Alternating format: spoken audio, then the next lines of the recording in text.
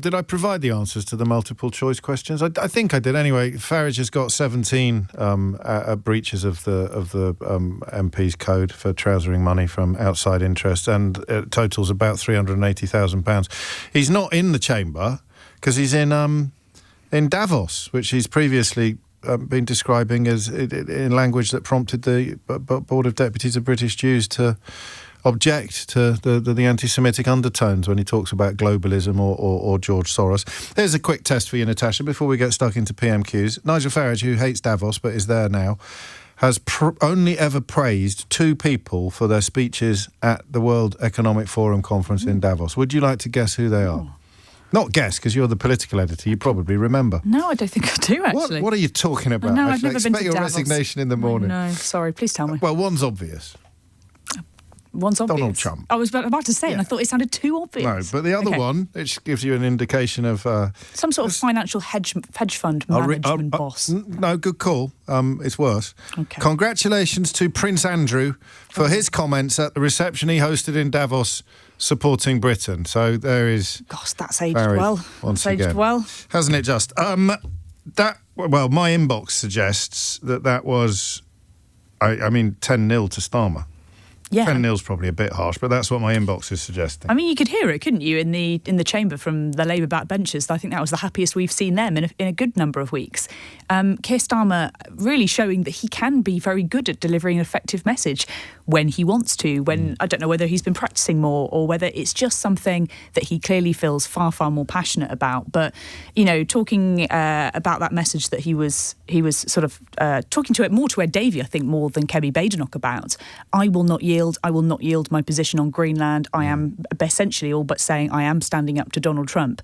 A message that I think many people across the country want to hear. Keir Starmer's been talking about how badly this tariff threat has been going down all week. And here is him sort of standing up and really making the argument, and making a very effective argument, I thought, when he's saying, our trade relationship matters, but I won't yield on my principles. There are two things, and he's trying to marry them together. It's a very difficult strategy that he's got, but absolutely articulating it, I thought, really, really well there. Yes, I think I agree with you. In fact, he tripped Ed Davey up a little bit, because Davey's first question was clearly going to be, will you please be more robust with Donald Trump? He was very ready. And he already had been, because I think he went further on that point about he is using Chagos, which he clearly doesn't understand, and which he not only endorsed, signed, but praised, or his people praised it.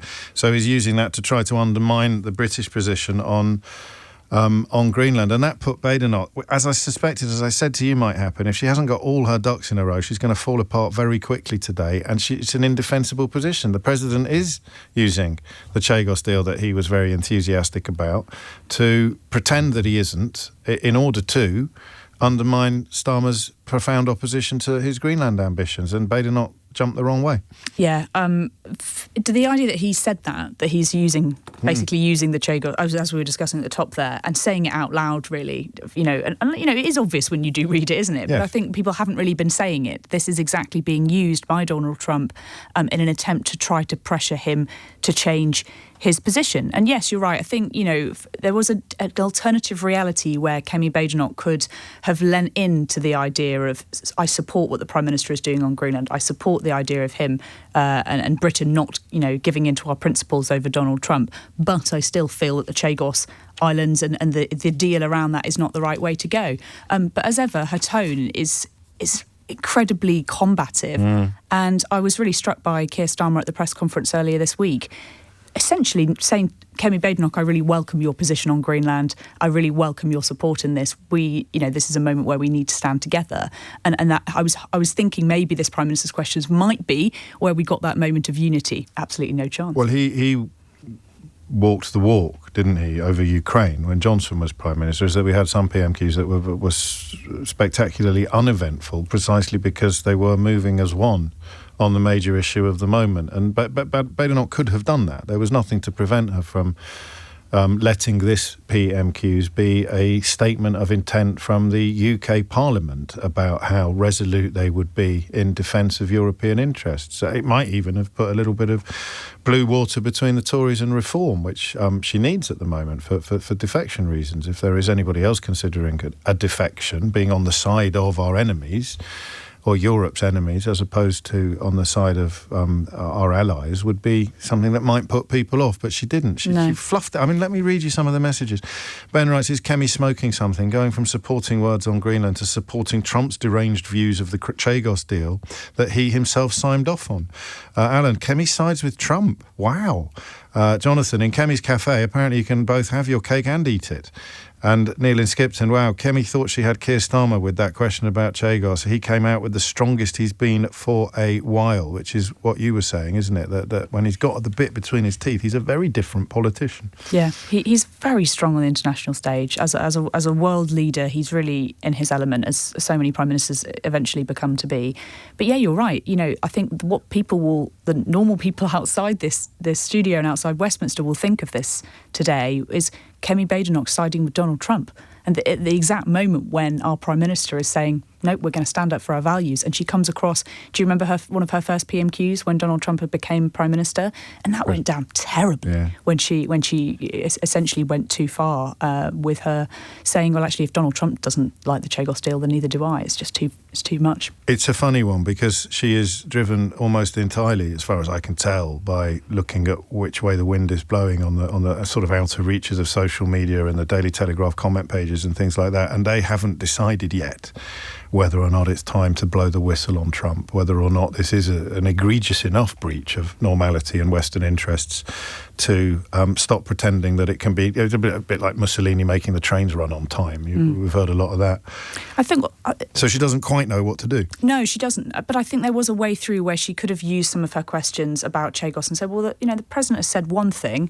He said one thing last year. What are you doing? What do you understand the president's position to be? And there are ways to get into the argument and saying, well, actually, we do believe that Chagos is the wrong decision. We do believe we should be spending that money on defence. And she did sort of go into that, but it didn't feel a very jointed set of questions. And I don't think it really probed Keir Starmer. And like you said, he clearly had his Weetabix. He clearly was ready to answer those questions from Ed Davey and had an incredibly strong reason for why he is pursuing this diplomatic tightrope of trying to stay close to Donald Trump, even when Ed Davey is saying, look at what happened to the last guy that tried to stick really closely to an American leader. And obviously that didn't turn out quite so well, did it? No, it didn't. Well, thank goodness she never makes any gaffes, because that would put her in incredibly tricky territory. And David, less, as for reasons we've discussed already, less impressive than some weeks, precisely because Starmer had already done the thing that Ed Davey was encouraging him to do. Yeah, we shall see. I tell you what, I had a little contretemps earlier, a friendly disagreement with one of our colleagues about whether Starmer should be in Davos or not,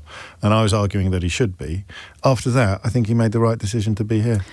On one hand, if you thought that you could secure a meeting with Donald Trump, I think he'd be over there in a flash. Clearly, he's felt, or his team have felt, that he's not able to do that. And with Trump in such a cantankerous mood, do you get more out of staying behind and sort of talking to your allies and leaving someone else to do a bit of heavy lifting? They are all in lockstep together, all these European leaders. They're talking all the time. It's not like he's not involved. But if you were to fly all the way to Davos and didn't get that meeting with Donald Trump, and looked embarrassed on the sidelines, arguably, you'd be left weak. And he has, like I say, articulated, I think, to the British public very well why he's doing what he's doing. And even if you're not talking to President Trump today, as potentially you could be, he's making that argument very, very articulate today, and is pulled out a barnstormer, hasn't he? Yes, and I suppose if you were an enemy of British interests and a great admirer of our enemies, whether it's Vladimir Putin or latterly Donald Trump, you'd be on the plane to Davos in a heartbeat. But if you thought you could actually talk to them and have a meeting with them, well, maybe Farage will, as a great admirer of our enemies. I'd be surprised. We shall see. And part of me doesn't care, but I know that we have to for professional reasons.